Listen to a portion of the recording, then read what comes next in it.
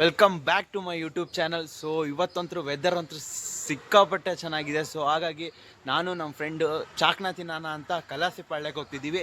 So ನೀವು ಬರ್ರಿ, ನಿಮಗೂ ತೋರಿಸ್ತೀವಿ ಚಾಕ್ನ ಹೇಗಿರುತ್ತೆ ಅಲ್ಲಿ ಎಕ್ಸ್ಪೀರಿಯೆನ್ಸ್. ನಾವಂತೂ ಒಂದು ಸತಿನೂ ತಿಂದಿಲ್ಲ, ಸೊ ನನ್ನ ಫ್ರೆಂಡು ಒಂದು ಸತಿನೂ ತಿಂದಿಲ್ಲ. ಸೊ ಹಾಗಾಗಿ ಒಂದು ಸತಿ ಎಕ್ಸ್ಪೀರಿಯೆನ್ಸ್ ಮಾಡ್ಕೊಂಡು ಹೋಗೋಣ. ಈ ವೆದರಿಗಂತೂ ಸೂಪರ್ ಆಗಿರುತ್ತೆ.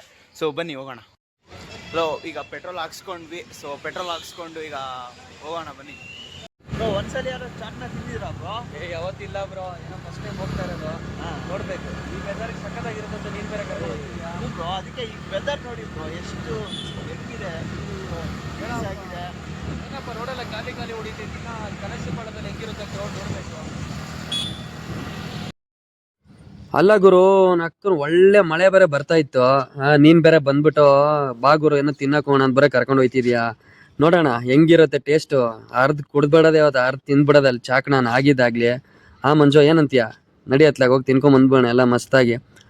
Up to ಕಲೈಸಿಪಾಳ್ಯ.